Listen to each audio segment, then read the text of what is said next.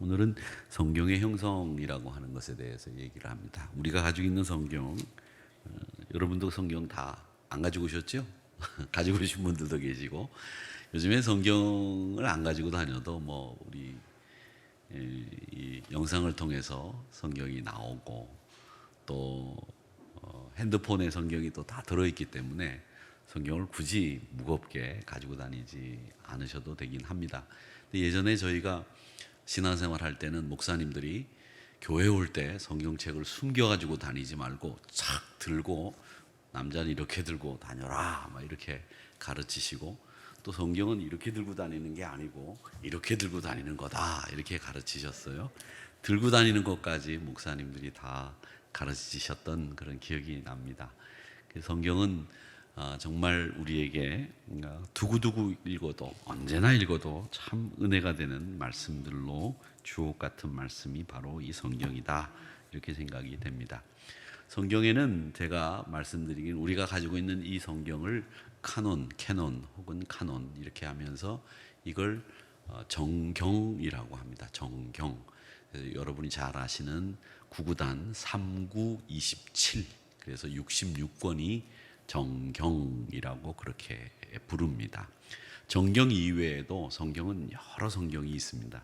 그 성경들을 제가 오늘은 잠깐 소개를 해드리려고 하는데, 이 캐논이라고 하는 카메라 이름하고 똑같습니다. 캐논, 카논, K로 쓰기도 하고 C로 쓰기도 하는데, 곧은 막대기다 혹은 규칙이다, 표준이다 이런 뜻을 가지고 있는데, 정경은 기독교의 거룩한 책들을 모아놓은 것, 거룩한 책을 모아놓은 것을 정경 그렇게 얘기를 하고, 이 정경은 교회가 신앙과 생활에 가장 유일하고 궁극적인 규범으로 채택된 책들입니다. 그리고 이 완성이 된 책입니다. 이것은 미완성이 된 게 아니에요. 그래서 완성이 된 책입니다. 이 완성이라고 하는 부분은 성경이 완성이 됐다는 거, 이게 막 흠이 없는 책이라는 뜻이 아닙니다. 이 성경을 제가 전에도 말씀드렸습니다. 요즘에는 성경이 굉장히 쌉니다. 3만 원에서 5만 원이면 구입을 할 수 있는데, 그 성경책이 겉에가 다 레자로 되어 있기 때문에 조금 오래 쓰면 다 이렇게 낡아서 헐어집니다. 그래서 저는 이 성경을 가죽으로 이렇게 바꿔 가지고 이 성경을 가지고 다니기 때문에 이건 안 떨어집니다. 그렇게 이게 완성된 책이고, 여러분이 가지고 있는 책은 미완성된 책입니다.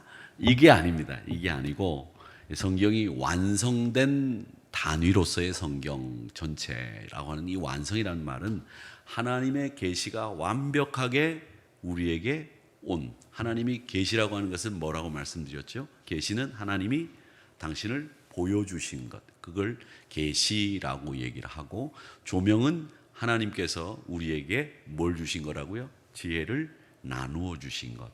영감은 하나님이 우리에게 분별력을 더하신 것. 그러나 계시나 영감이나 조명이란 말은 함께 써도 된다 이렇게 말씀을 드렸죠.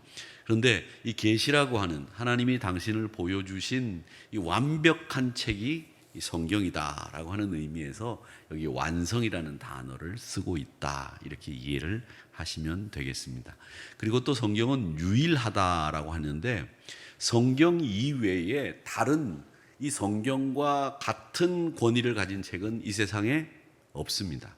성경만 오직 유일하게 하나님의 말씀으로서 권위를 가지고 있는 책입니다. 제7일 안식일 교회 교인들은 몰몬경을 가지고 있습니다. 몰몬경, 그렇죠?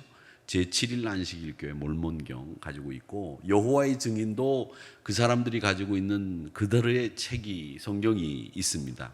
그리고 킹 제임스 버전 성경을 추종하는 말씀 보존 학회라고 하는 이 이단들은 다 성경 이외에 자기들만의 성경을 따로 가지고 있는데, 그건 다 이단입니다. 왜? 성경만 유일하게 하나님께서 주신 신적인 권위를 가지고 있는 책이기 때문에, 이것이 완성된 책으로서 이 책이 우리의 경전이 되어야 되지, 몰몬교나 또 혹은 몰몬경이나 또 혹은 통일교가 가지고 있는 그들이 주장하는 이야기들, 이런 것들은 다 성경에 위배되어 있는, 그 성경이 아닌 권위를 주는 거기 때문에 그것은 다 이단이다, 이렇게 보면 되겠습니다.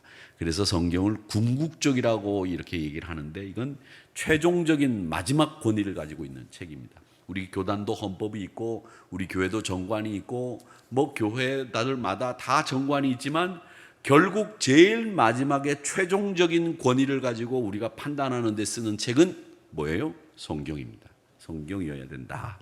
그래서 이 규범이라고 하는 말은 우리 신앙과 생활에 있어서 하나님이 신적인 권위를 우리에게 부여하신 책, 이게 성경이다, 이렇게 이야기를 하시면 됩니다. 그래서 이 성경은 66권 이외에 다른 어떤 것도 추가해서도 안 되고 빼도 안 됩니다. 내 마음대로 요한계시록은 빼겠다, 마태복음은 넣어야 되겠다, 아니 마태복음도 빼야 되겠다, 그리고 외경에 있는 책을 내가 넣겠다, 이렇게 목사가 해가지고 그 책을 여러분들에게 읽히고 이게 성경이다 할 수 있어요, 없어요?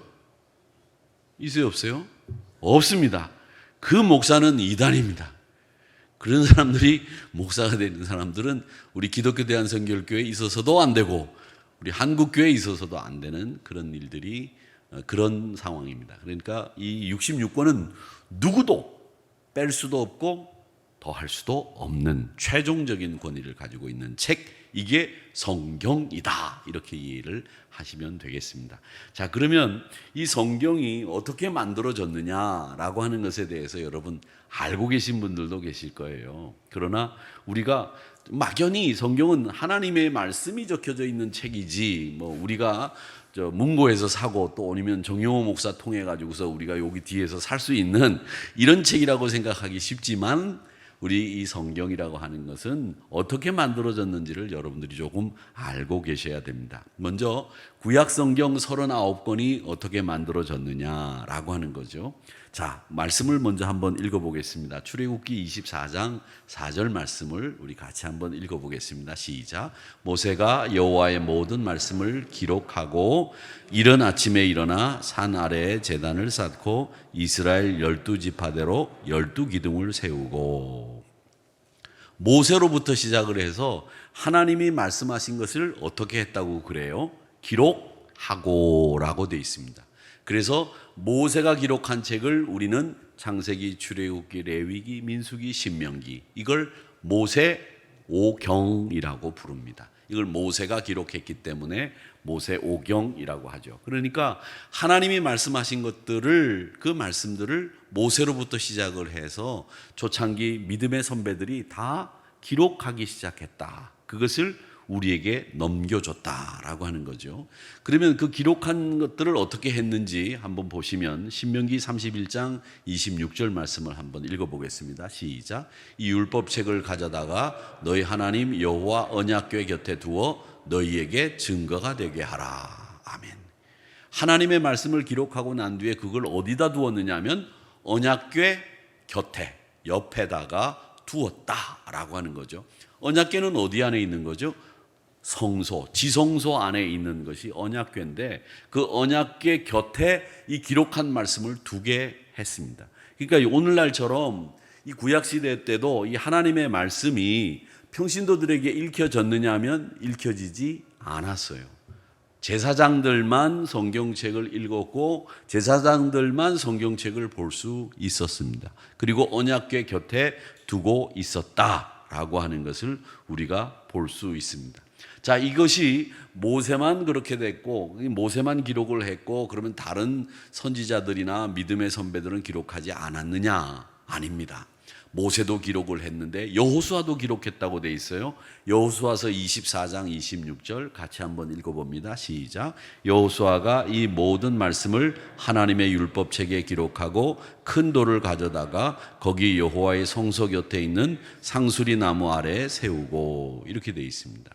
그러니까 여호수아도 하나님의 말씀을 기록했죠. 또 사무엘은 어땠느냐? 사무엘상 10장 25절 말씀 또 같이 읽어보겠습니다. 시작. 사무엘이 나라의 제도를 백성에게 말하고 책에 기록하여 여호와 앞에 두고 모든 백성을 각기 집으로 보내매. 그러니까 믿음의 선배들은 다 하나님의 말씀을 기록했다는 거예요. 했다는 거죠. 그래서 제가 신방을 갔습니다. 신방을 갔는데 그 권사님 바깥 어르신이 집사님이신데 교회를 요즘에는 통 안 나오셨어요. 그런데 제가 가보니까 집에서 성경을 필사하고 계시더라고요. 눈도 잘 안 보이는데 필사하는데 전력을 기울여서 필사를 하고 계시더라고요. 그런 분들이 많이 계시죠. 그런데 예배도 나오시면 더 좋을 텐데 성경 필사를 하고 계시더라. 여러분, 우리가 100주년 성경을 만들어서 여기 비치해 두고 있습니다. 여기에 우리 온 성도들이 한 장씩 정말 얼마나 어렵게 썼습니까? 이 성경을 저희는 가끔 한 번씩 이렇게 볼 때마다 이 교인들이 한 1,400명 정도 되시는 우리 교인들이 한 장씩 써가지고 이걸 책을 만들었는데 이건 정말 귀한 건데 요즘에 별로 귀하게 여기질 않는 것 같아요. 그냥 여기다 내버려 두고 그냥 이렇게 넘겨두고 뭐 먼지가 쌓여도 그냥 두는데 이거 볼 때마다 제가 폈는데 지금 사무엘상 9장이 펴졌어요. 윤원병 권사님이 쓰셨네요. 이 이름들을 볼 때마다 참 귀하다 이런 생각을 가지고 성경을 봅니다. 이렇게 완성된 성경은 사무엘로부터 그리고 여호와의 곁에 성소 곁에 여호수아, 모세, 엘리야 이런 모든 사람들이 하나님의 말씀을 기록함으로 해서 우리에게 전해지게 되었다라는 겁니다. 그리고 에스라 선지자 같은 분들은 모세 선지서의 율법과 그리고 사본을 가지고서 하나님 앞에 그 말씀을 받아가지고 많은 사람들 앞에 낭독을 했다고 되어 있습니다. 그래서 이 성경을 우리가 가지게 된 겁니다. 자, 그런데 이 구약 성경은 세 부분으로 나눕니다. 아까 말씀드렸던 것처럼 모세 오경, 그 다음에 율법서가 있습니다. 레위기, 신명기 이런 율법서가 있고요. 그 다음에는 성문서라고 하는 시편과 예언서들이 쭉 있습니다. 구약 성경은 그래서 모세 오경, 율법서, 성문서라고 하는 시편과 예언서들, 이게 구약 성경이 이루어져 있는 중요한 세 분류입니다. 여러분 기억을 하세요. 모세 오경 따라해 보세요. 모세 오경, 율법서, 성문서. 성문서는 시편과 예언서가 그 안에 들어있다. 이렇게 이해를 하시면 되겠습니다. 그래서 우리가 가지고 있는 성경은 구약 성경은 모세오경, 율법서, 성문서 이렇게 만들어져 있다라는 거죠. 자, 그런데 이게 구약 성경 39권이 정경으로 받아들여지는 과정에서 논란은 없었느냐? 논란이 있었겠죠. 누구는 마음에 드는 사람. 우리가 왜 사람이 많이 모이면 이 말도 있고 저 말도 있잖아요. 그렇죠? 다 좋은 건 아니죠. 우리 한우리교회는 다 좋죠. 예, 다 좋은데 다른 데 가보면 무슨 한 사건을 가지고 다 좋아하질 않아요. 어떤 사람은 좋다고 막 얘기하는 사람이 있어요. 우리 안 권사님은 오늘 기도하시면서 윤석열 대통령부터 막 기도를 하시는데 이 안 권사님처럼 윤석열 대통령을 좋아하는 분이 있는가 하면 윤석열 그만 이러는 분도 있어요. 그렇지요?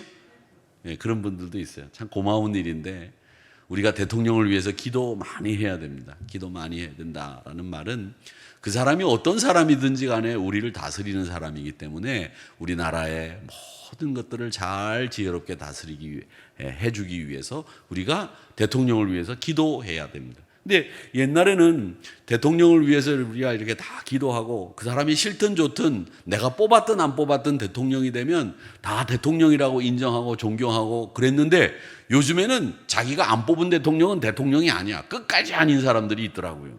그거 잘못된 거라고 저는 생각해요. 우리 그리스도인들은 내가 싫어도 그 사람이 대통령이 됐다면 그분을 위해서 기도해 주는 게 맞는 거예요. 그렇지 않습니까? 그게 그리스도인들의 모습이어야 된다. 저는 그렇게 생각하는데 오늘 권사님이 그렇게 대통령을 위해서 기도하는 거 참 본보기로 모델로 그렇게 해주셨다. 이렇게 생각이 들어서 너무 감사하게 생각을 하는데 우리가 이렇게 모든 일을 동의하는 게 아닙니다. 성경도 39권이 만들어지는 가운데서 다 동의를 했느냐? 아니에요. 동의하지 않았어요. 유대학자들도 그랬고 많은 사람들이 동의하지 않았는데 그중에 동의하지 않은 제일 중요한 그리고 가장 먼저 논란이 됐던 책이 아가서입니다. 아가서. 이 아가서는 내용이 너무 관능적이에요. 제가 한번 읽어볼까요? 제가 좀 입에 담기도 조금 뭐한 내용들이 사실은 아가서에 굉장히 많습니다. 뭐 여자 가슴을 막 그냥 그대로 그냥 말을 해놓는데, 목사가 이 아가서는 설교하기가 아주 애매한 게, 그걸 성경 본문을 읽으면 막 뭐 방도 나오고 뭐도 나오고 뭐도 나오고 뭐 입술이 어떻든 막 이런 얘기가 나오니까 좀 난감한 부분이 많죠.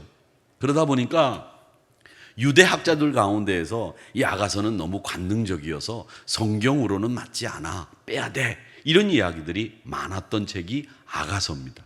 그 다음에 또 하나 책이 논란이 됐던 책이 어떤 책이었느냐면 에스더라고 하는 책이죠. 여러분 아시는 것처럼 에스더가 아하수에로 왕 때에 나라와 민족을 구하기 위해서 죽으면 죽으리라 이런 각오로 아하수에로 왕 앞에 가가지고 나라를 구했던 이런 사람이지 않습니까?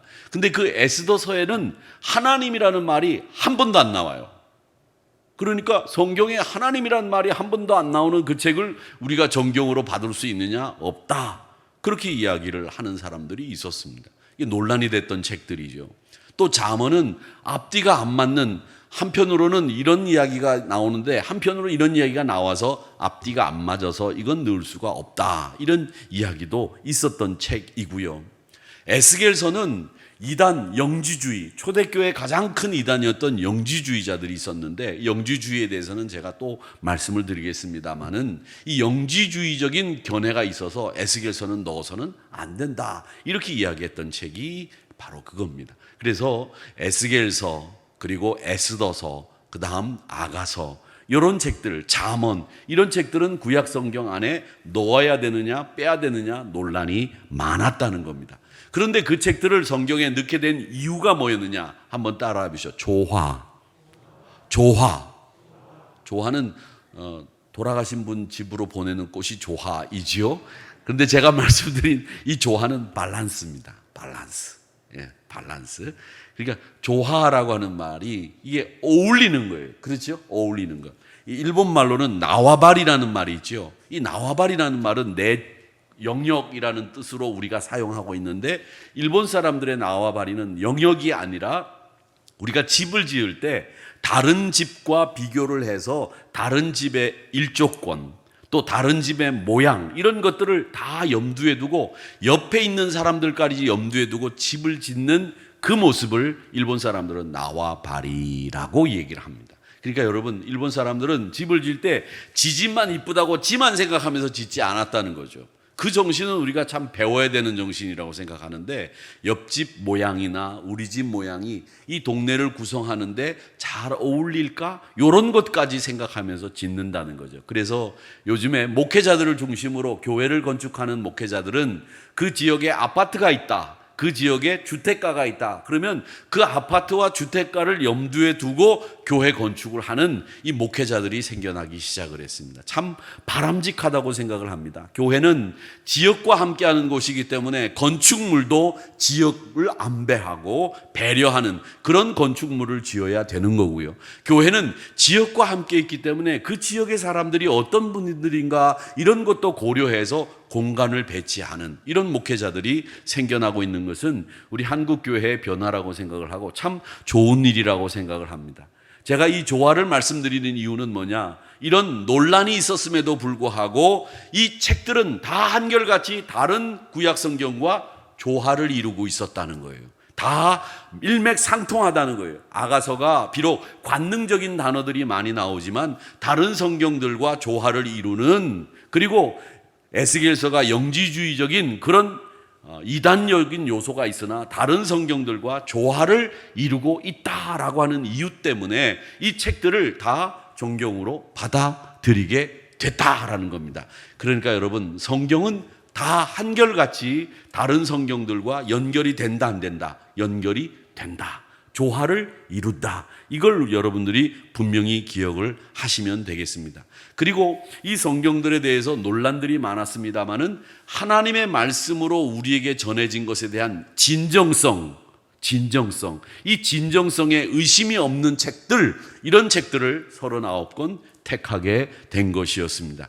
그래서 이렇게 논란이 있었지만 구약 성경이 이게 하나님의 책이다라고 하는 진정성이 확인이 되고 다른 성경들과 조화를 이루는 39권을 택해서 AD 90년에 얌니아라고 하는 곳에서 종교회의를 개최해가지고 여기서 정경을 39권으로 확립하는 회의를 하고 여기서 결정을 했습니다. 그래서 90년, AD 90년이죠. 근데 사실 AD 90년이면 아직 요한복음과 요한계시록 그리고 다른 책들, 늦게 쓰여진 책들, 요한 1, 2, 3서 이런 책들은 아직 쓰여지지 않았을 때 신약 성경이 확립이 안 되었을 때가 AD 90년인데 그 AD 90년에 이 구약 성경 39권을 얌니아라고 하는 곳에서 모여서 결정을 하게 됐다. 그 결정하게 되는 가장 중요한 두 가지 요소가 뭐다? 조화와 진정성. 한번 따라 하시죠. 조화, 진정성. 이 두 가지에 의해서 39권 구약 성경을 결정했다. 이렇게 생각하시면 되겠습니다. 구약 성경이 어떻게 만들어졌는지 여러분 이제 이해하시겠지요? 예, 그래서 조화와 진정성이라고 하는 두 가지 원칙에 합하는 책들, 이런 책들을 우리가 39권 유대학자로부터 쓰여진 그 책들을 다 우리가 성경으로 받아들이게 됐다라고 하는 거죠. 자, 그러면 신약 성경은 어떻게 쓰여졌느냐? 신약 성경 가운데 제일 먼저 쓰여진 책은 데살로니가 전서입니다. 마태복음이 제일 먼저 쓰여진 책이 아니고요. 데살로니가 전서가 제일 먼저 쓰여졌는데 이 데살로니가 전서가 제일 먼저 쓰여지고 제일 마지막에 쓰여진 책이 요한계시록, 요한복음이 AD 90년에 쓰여졌습니다. 그러니까 데살로니가 전서는 AD 54년, 53년 아마 그 정도쯤 쓰여졌을 거다 이렇게 봅니다. 53년, 54년 정도. 그리고 요한복음은 98년, 한 100년 요 사이에 쓰여질 것으로 보이니까 데살로니가 전서와 요한복음의 간격은 몇 년 정도 돼요? 몇 년? 10년? 아유, 초등학교를 잘 나오셔야죠. 그런 거 계산 못 하시면 54년에서 98년, 100년이면 초등학교 잘 나온 저같이 미동초등학교 나오신 분들은 한 50년 이렇게 대답을 해요. 초등학교, 미동초등학교 안 나오신 분들은 10년? 이렇게 얘기하는 거예요. 몇 년? 약 50년. 50년 사이에 간극이 있습니다. 제일 먼저 쓰여진 신약성경과 제일 나중에 쓰여진 신약성경 사이에는 50년의 간격이 있는데 이 성경들이 쭉 이제 쓰여졌습니다. 쓰여졌는데 데살로니가 전서는 바울이 쓰지 않았습니까? 데살로니가 교회에 보내는 편지. 이 쓰여진 얘기들마다 편지마다 다 내용이 다 있는데 그 내용을 얘기하자면 여러분 길어요. 그렇죠? 오늘 밥 먹고 다시 모여가지고 또 해야 되고 내일도 해야 되고 모레도 해야 되고 주일날까지 계속 얘기해도 이 끝이 없는 얘기들이 계속 나올 겁니다. 재밌는 얘기도 굉장히 많이 있어요. 근데 재밌는 얘기 제가 다 할 것 같아요? 다 안 하죠. 왜? 또 다음에 써먹어야 되니까 재밌는 얘기 또 넣어놨다가 또 해야죠. 조금씩 제가 풀어드릴 텐데 자, 얌니아는 이제 튀어도 돼요. 신약성경 얘기하는데 왜 구약성경 얌니아회를 계속 이 성경이 이 신약 성경이 쭉 그렇게 쓰여지면서 정경으로 받아들이게 된 이유가 뭐였느냐? 제일 먼저 제일 신약 성경을 정경으로 받아들이게 된 가장 큰 역할을 한 건 말이죠. 신학자들이 아니에요. 목사들이 아니에요. 목사들이나 신학자들이 성경을 채택했을 거라고 생각하지요? 아닙니다. 여러분, 초대교회 신자들이 모여가지고 그 사람들이 제일 먼저 한 게 뭐였겠어요? 초대교회 신자들이 뭘 했겠습니까? 초대교회 신자들이 제일 우선적으로 한 것은 뭐였느냐면 예수님의 말씀, 예수님의 행적, 이걸 다시 기억을 소환해내서 그걸 가지고 교훈받고 예수님이 무슨 말씀을 하셨는데 그 예수님의 말씀의 의미가 뭔지를 다시 되새기는 일을 제일 많이 하지 않았겠습니까? 그리고 우리도 지금 이 예수 공동체이기 때문에 우리는 예수님이 하신 말씀, 예수님이 하신 행적 이런 것들을 제일 많이 우리가 끌어다가 그걸 다시 되새기고 그것을 묵상하고 그것으로 교훈받고 그것으로 부활 소망을 확신하고 그것으로 하나님 나라 시민권을 가진 것을 확신하고 그 나라 갈 준비를 하고 있는 거예요. 그러니까 모든 중심에는 뭐가 있어요? 예수님의 행적과 어록이 그 중심에 있었는데 초대교회는 우리보다 더 했겠죠. 왜? 예수님이 이제 승천하신 지가 얼마 안 됐고 예수님과 함께 있었던 제자들이 아직도 우리 곁에 있으니까 그분들이 생생하게 예수님의 이야기를 전해주지 않았겠습니까? 그런 예수님의 행적들을 기록하고 이야기 나누면서 신자들이 은혜를 받는 과정에서 이 공동체가, 교회 공동체가 채택한 말씀, 이거는 예수님의 말씀이야. 내가 보니까 예수님이 그렇게 하셨어. 이렇게 공동체가 예수님의 어록과 행적들을 채택하기 시작한 거예요. 그렇겠죠. 어떤 한 사람이 아니라, 그래서 어떤 한 사람이 아니라 그 교회마다 그 교회가 가지고 있는 예수님의 어록과 행적들을 가지고 있었다라고 하는 거죠. 이제 그런 대표적인 분들이 있는데 한 분이 누구냐면 알렉산드리아 분들이 제일 많이, 이집트 위에 카이로 위에 알렉산드리아라고 하는 지중해 옆에 도시가 있는데 그 도시는 성지순례를 가면 꼭 가봐야 되는 도시인데 이 상업적인 이 성지순례 기획자들이 알렉산드리아는 안 간단 말이에요. 룩소만 간단 말이에요. 룩소는 성경적으로 우리가 가야 될 이유가 아무것도 없는 도시예요. 룩소는 그건 문명의 도시일 뿐이고 왕들의 무덤일 뿐이지 사실은 기독교 신앙인들이 성지순례를 간다 그러면 카이로 무덤 피라미드 보는 것보다 더 중요한 게 알렉산드리아를 가야 되는데 이 알렉산드리아를 안 가요. 성지순례 갈 때. 왜? 거긴 돈이 되는 데가 없으니까. 제가 참 그걸 안타깝게 생각을 해서 제가 전에서 목회하던 교회에서는 제가 성지순례를 가면서 알렉산드리아를 넣어라 그랬더니 그래갖고 알렉산드리아를 갔어요. 알렉산드리아를 갔어요. 여러분, 알렉산드리아가 가야 되는 이유가 너무나 많거든요. 룩소, 카이로 안 가도 돼요. 알렉산드리아를 가야 돼요. 왜? 여기에 우리 초대교회에 큰 세계 학파가 있었어요. 세계 학파. 하나가 어떤 학파? 로마 학파. 이걸 로마 학파를 라틴 학파라고 불렀어요. 그 다음에 또 중요한 학파가 하나 있었는데 초대교회 바울과 바나바를 선교사로 보냈던 안디옥 교회를 중심으로 한 안디옥 학파. 이 안디옥이 굉장히 중요한 곳이었거든요. 그리고 또 하나 학파가 바로 알렉산드리아 학파였습니다.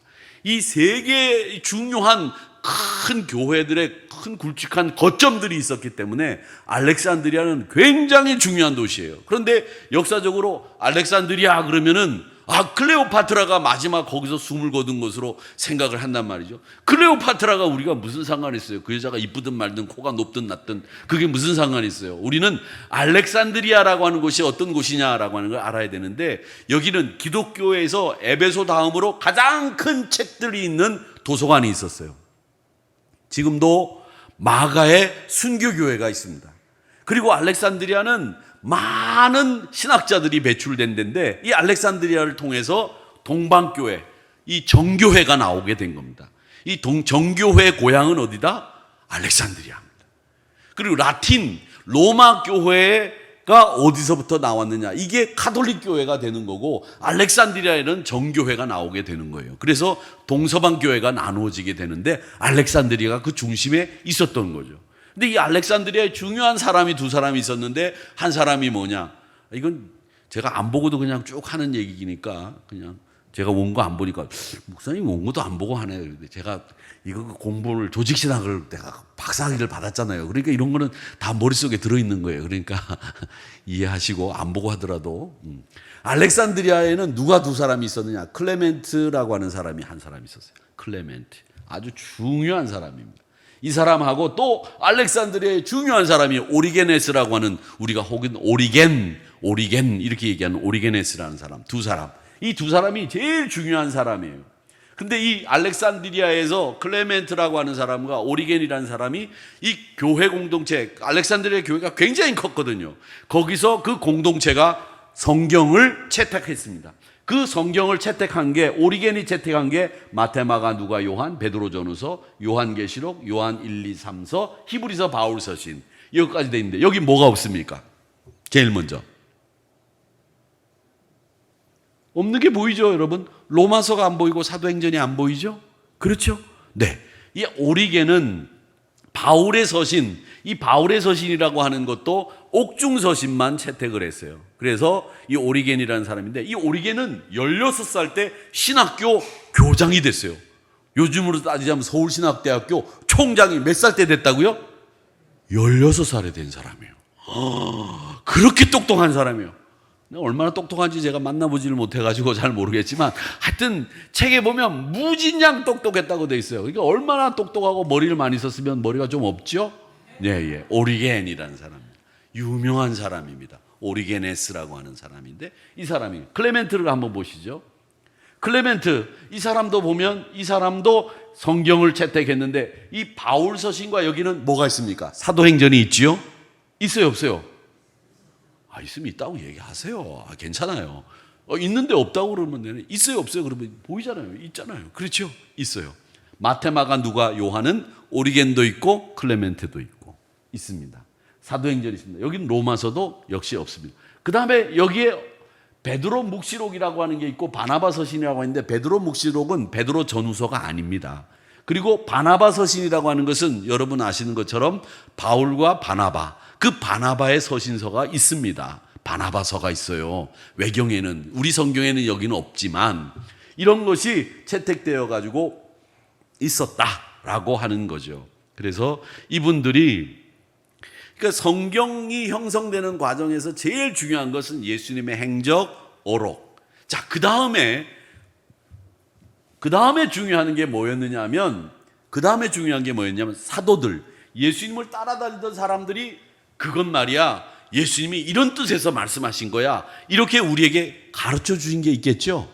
그 사도적인 가르침, 이 두 개가 가장 신약 성경을 형성하는데 중요한 원칙이 됐어요. 그래서 예수님의 행적과 어록, 그리고 예수님을 따라다니던 제자들의 가르침, 이 두 가지가 신약 성경을 형성하는데 가장 중요한 가르침, 성경의 기준이 됐다라고 하는 얘기죠. 그런 것들을 우리가 채택하는 데 있어서 눈에 보이는 교회 직분과 또 직분에 걸맞는 사람들이 해야 될 일들을 규정하는 거하고, 교회 증언들이 또 나오는 겁니다. 내가 예수님 살아계셨을 때 내가 봤는데 그 얘기는 이런 뜻이야, 이런 교회 증언들과 복음에 대한 이야기들이 다 합쳐져서 이게 뭐가 됐다고요? 신약 성경이 됐다는 거예요. 그러니까 신약 성경은 그냥 쓴 것도 있지만 쓴 사람들이 워낙 많고 책들도 많은 가운데에서 예수님의 행적과 어록, 사도들의 가르침, 이게 중요한 주축을 이루고 교회 공동체의 직분과 실천, 그리고 복음에 대해서 교회 증언들이 나오는 이야기들. 이게 결국 뭐냐면, 여러분, 신약 성경이 이루어지는데 가장 중요한 역할을 했던 것은 뭐냐? 교회였다는 거예요. 공동체. 그 공동체에서 합의가 되어가지고 거기서 이건 예수님의 말씀이야, 이렇게 인정하는 책들만 신약 성경으로 들어오게 됐다라고 하는 겁니다. 그래서 신약 성경을 제일 중요하게 형성되는 과정에서 제일 중요한 역할을 했던 것은 어디? 교회였다는 거예요. 그러니까 암묵적으로 어떤 목사가, 신학자가, 어떤 교부들이, 사도들이 한 사람이 막 주장해가지고 된 책이 아무도 없다는 거예요. 어떤 것도 없다는 거죠. 교회 공동체에서 이건 하나님의 말씀, 우리 예수님의 행적이야, 어록이야, 고개를 끄덕거렸던 교회 공동체가 인정했던 책들이 신약 성경 안으로 들어오게 됐다라는 거죠. 그러니까 구약 성경은 조화, 그렇죠? 조화. 그 다음에 하나님의 말씀으로 진정성이 있으면 됐고, 신약 성경은 사도들의 가르침과 예수님의 행적과 어록의 공동체가 고개를 끄덕거리는 것이 신약 성경이 됐다. 이렇게 정리하면 제가 지금까지 이야기한 걸 여러분들이 머릿속에 다 넣는 거예요. 구약 성경은 진정성과 그 다음에 뭐라고요? 조화. 예, 그렇게 구약 성경이 만들어졌다. 그리고 신약 성경은 예수님의 행적과 어록과 공동체, 사도들의 가르침에 공동체가 고개를 끄덕거렸다. 그래서 구약 성경과 신약 성경이 완성됐다. 그러면 됩니다. 그래서 제가 이제 시험 문제를 다음 주에 냅니다. 구약 성경이 형성된 과정을 써라. 신약 성경이 형성된 과정을 써라. 그러면 조화와 진정성이 있었던 것에 대해서 구약 성경이 형성됐고, 신약 성경은 예수님의 행적과 어록과 사도들의 가르침에 대한 공동체의 고개 끄덕거림이 있어서 신약 성경이 형성됐다. 그러면 그 답안은 몇 점? 110점이죠. 그러니까 여러 가지 얘기를 했지만 그 중요한 대목을 여러분 머릿속에 넣어두면 구약 성경과 신약 성경이 어떻게 만들어졌는지를 알 수 있다라고 하는 겁니다. 자, 그러면 이제 마지막으로 하나 더 정경이 되는 기준이 있었을 거예요. 이 성경을 고개를 끄덕거리게 했던 이유가 있을 거예요. 그 고개를 끄덕거렸던 이유가 뭐냐라고 하는 것을 우리가 생각해야 되는데, 첫 번째가 뭐냐면 고개를 끄덕거렸던 첫 번째 이유가 한번 보여주세요. 예, 사도성입니다. 신약 성경이 그리고 구약 성경이 이게 하나님의 말씀이다라고 하는 진정성이라고 하는 것을 우리가 염두에 두고 머릿속에 넣어두면 사도성, 즉 사도들이나 사도들의 제자, 예수님이 인정했던 그분들이 썼던 책이 정경으로 받아들여졌다는 거죠. 바나바가 훌륭한 사람입니다. 그런데 바나바는 예수님의 제자가 아니었죠. 바울은 예수님의 제자였다고 자기가 예수님을 다메섹으로 가는 도중에 만났어요. 그리고 예수님으로부터 내가 이방을 향해서 복음을 전해야 된다고 하는 사람으로 부름을 받았다라고 하는 사도성을 바울은 가지고 있었기 때문에 바울의 서신이 채택은 됐으나 바나바는 그런 경험이 없었기 때문에 바나바서가 굉장히 유익한 책입니다마는, 야고보서와 비슷한데 유익한 책입니다마는 정경으로 채택이 되지 않았다. 사도성이 있어야 된다라고 하는 것이 정경 채택의 가장 첫 번째 이유이고요. 그 다음엔 정통성이 있어야 된다는 거예요. 정통성은 뭐냐면 사도들의 가르침에 위배가 되지 않으면서 이 교회가 고개를 끄덕거리면서 승인한 그 정통성이, 교회로부터 오는 권위가 있었던 이 정통성이 있어야 됐다라고 하는 겁니다. 그러니까 이 정통성이라는 말은 말씀이 교회가 지금까지 지켰던 신앙의 원칙에서 벗어나는 것을 받아들일 수 없잖아요. 그 정통성, 교회 공동체가 지키고 있는 규범과 규례에 벗어나지 않는 정통성이 있을 때 정경으로 받아들여졌다라고 하는 거죠. 그리고 세 번째가 고대성인데, 이 고대성이라고 하는 말은 뭐냐면 예수님 시대에 가까우면 가까울수록 더 예수님의 행적과 어록을 정확하게 썼을 거다, 이렇게 보는 거죠. 그리고 마지막 하나가 뭐냐면 보편성입니다. 보편성. 이 보편성은 뭐냐? 우리 교회도 지지해야 되지만 옆에 충무교회도 지지해야 되고 삼성제일교회도 지지해야 되는 그런 책이어야 되지, 우리 교회만 지지하고 다른 교회에서는 그거 정경이 안 돼 이러면 받아들일 수가 없었겠죠. 그래서 보편적으로 누구나 예수님의 어록이다, 행적이다, 사도들의 가르침이 담겨 있다라고 하는 것을 인정할 때에 그 책이 정경으로 받아들여졌다라고 하는 겁니다. 그러니까 여기도 뭐예요? 교회들이 고개를 끄덕거리며 의견의 일치를 볼 때에 그 보편적인 성경으로 받아들여지게 됐다라고 하는 거죠. 그 다음에 이 성경들은요, 성경은 특별히 이 신약 성경은 뭘 가지고 있냐? 성령님이 우리에게 이건 하나님의 말씀이라고 증거한다는 거죠. 성령님이. 그 다음에 이 성경은, 정경에 들어와 있는 이 성경은 성경 자체가 이건 하나님의 말씀이라고 하는 내적인 증거가 이 말씀 안에 들어있는 거예요. 그러니까 이거 굉장히 중요한 내용인데, 성령 하나님이 우리에게 이건 하나님의 말씀이라고 계시하고 있다는 거죠. 그리고 또 하나, 성경 자체가 이건 하나님의 말씀이라고 하는 내적인 증거를 이 성경이 가지고 있다는 거예요. 그래서 이 정경이 완성이 돼서 우리가 가지고 있는데, 이 신약 성경이 이렇게 해서 우리에게 언제 승인이 됐느냐 하면 397년에 카르타고라고 하는 곳이 있습니다. 카르타고, 그리스 변방에 있는 카르타고. 카르타고 여러분 아시죠? 모르세요? 몰라요? 안 가보셨어요? 저도 안 가봤습니다만 어쨌든 카르타고. 네? 어떻다고? 가보셨다고요? 아니에요. 예. 카르타고의 회의에서 397년, 거의 400년쯤 될 때, 그러니까 요한 계시록이 100년에 쓰여졌으니까 300년이 지난 400년쯤 될 때에 397년 카르타고 회의에서 27건은 공이 교회가 인정하는 보편성과 진정성과 고대성과 정통성과 유일한 규범으로 우리가 그 책을, 사도성을 인정하기 때문에 정경으로 인정한다라고 결정을 내렸던 회의가 397년 카르타고 회의에서 이 신약성경 27권을 결정하게 되었습니다. 그래서 우리에게 지금 39권, 27권, 66권의 책이 우리에게 지금 전해지게 된 거죠. 자, 그렇게 됐는데 이 책이 이제 뭐 다른 이제 다음 주에도 또 이제 성경에 대해서 얘기할 게 많은데 이 책이 우리에게 전해지게 됐는데 이 책이 말이죠. 처음부터 우리나라 말로 번역이 되고 자국어로 번역된 책이 아닙니다. 이 책은 처음에는 히브리어로 쓰여졌었고요. 그 다음에 신약 성경은 다 그리스 말로 쓰여져 있어요. 그리스 말 중에서 요즘에 우리가 쓰는 게 알파, 베타, 세타. 그리스 말 중에 그 제일 유명한 게 시계 이름 오메가. 이 그리스 말입니다. 그리스 말이에요. 오메가 기억하시면 되죠? 그리스 말입니다. 그 말로 쓰여진 게 신약 성경이에요. 그리고 구약 성경은 히브리 말로 쓰여졌는데 이게 나중에는 다 이제 히브리 말을 모르는 사람들이 많아지고 이제 이스라엘이 멸망했잖아요. 나라가 망하잖아요. 그리고 다 흩어지지 않습니까? 나라가 없고 흩어지다 보니까 어디로 흩어졌냐면 지중해 연안으로 다 흩어졌어요. 지중해 연안으로 흩어졌는데 지중해 연안에서 그 당시 세계 공용어가 뭐였느냐면 라틴어였어요. 이 라틴어는 이태리 중부 말이에요. 라틴어라는 말이. 이 중부 말인데 이 말에서 스페인 말, 포르투갈 말, 불란서 말, 독일 말, 영어가 다 나왔거든요. 그래서 서구에서는 학교 들어가면 제일 먼저 무슨 말을 배우냐면 라틴 말을 배워요.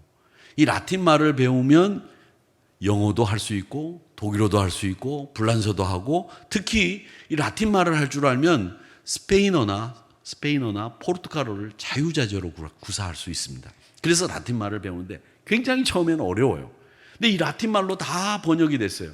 그 라틴 말로 번역된 책 중에서 70인역 성경이라고 하는 게 있는데 그 70인역 성경에 대해서는 제가 다음 주에 또 한번 말씀을 드리겠는데 397년 카르타고 회의에서 그 다음에 AD 90년 얌니아 회의에서 39권, 27권이 성경으로 채택이 돼서 우리에게 전해지고 있는 정경이 됐다. 그러다가 이게 자국어로 번역이 된 최초의 책이 독일어 번역입니다. 독일어. 마틴 루터가 1517년에 새들의 성이라고 하는 비텐베르크라고 하는 성에 갇혀 있었어요. 죽일지 모르니까. 그래 갇혀가지고 한 일이 뭐였느냐? 비디오만 봤느냐? 넷플릭스를 봤느냐? 그걸 안 보고 이 마틴 루터가 그 비텐베르크 성에 갇혀가지고 뭘 했냐면 성경 번역을 했어요. 독일어로. 뭘로요? 독일어로. 그래서 성경이 자국어로 최초로 번역된 책은 독일어 성경입니다. 독일어 성경. 그래서 독일 분들은 독일어를 독일어답게 만든 사람이 두 사람이 있는데 한 사람이 마틴 루터 그리고 한 사람이 누구? 괴테 모르죠? 괴테 아세요? 모르죠? 예, 저도 몰라요. 그 사람 잘 모르는데 그 사람이 쓴 책 중에서 젊은 베르테르의 슬픔이라는 책이 있어요. 그 책이 있는데 그 책은 나중에 또 제가 얘기를 하겠습니다만은 그 괴테가 독일어를 독일어답게 루터가 독일어를 독일어답게 만든 사람이다. 이렇게 이야기를 합니다. 그래서 1517년에 자국어로 번역된 성경은 독일어 성경이 제일 처음이다. 이제 이렇게 아시면 되겠습니다. 자, 그러면 우리나라 이 성경에 대해서 잠깐 얘기를 하자면 이 성경은 우리가 가지고 있는 이 성경은 개역 개정입니다.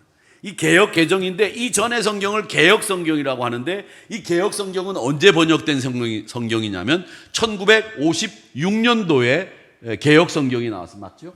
1956년도에 개역 성경이 번역이 돼서 우리가 쭉 쓰다가 이 개역 성경을 이제 중간에 한번 현대인의 성경이라고 하는 책이 나왔었는데 1998년 2000년이 되기 2년 전에 우리가 지금 쓰고 있는 이 개역 개정 성경이 번역이 됐습니다. 그래서 지금 이 성경은 1998년에 다시 우리가 개정해서 성경으로 우리가 가지고 있는 책이 개역 개정이고 1956년에 번역된 개정 성경이 그전 성경이다. 이렇게 보시면 되겠습니다. 그래서 지금 우리가 가지고 있는 것은 98년도에 번역이 된 책이다. 이렇게 보시면 되겠습니다.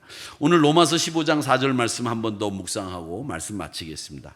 한번 같이 읽어보겠습니다. 시작. 무엇이든지 전에 기록된 바는 우리의 교훈을 위하여 기록된 것이니 우리로 하여금 인내로 또는 성경의 위로로 소망을 가지게 함이니라. 아멘. 여러분, 이 하나님의 말씀이 우리에게 뭘 가지게 한다고요? 소망 가지게 함이니라. 이렇게 말씀하셨습니다.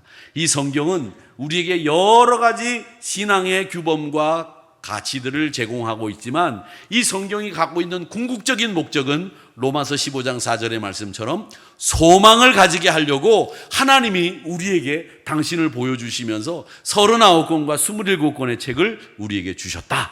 이 말씀을 로마서 15장 4절에 이 성경이 우리에게 주어진 이유가 뭔지를 분명히 밝히고 있는 이 말씀, 이 꼭 기억하시기를 바랍니다. 그래서 성경에는 영생을 얻게 되는 법이 있고 우리에게 하나님의 말씀을 통해서 하나님을 더욱 가까이 하고 인내로 우리가 안위 받을 수 있는 내용들이 이 성경 안에 들어있다라고 하는 것을 기억하시면서 하나님의 말씀을 더 사랑하시겠습니까? 아멘. 하나님의 말씀을 더 사랑하십시오. 아, 그렇게 쓰여진 책들이구나 이렇게 아시면서 우리가 더 하나님의 말씀을 가까이 하고 또 하나님의 뜻을 이해하는 여러분과 제가 되기를 주님의 이름으로 축복합니다.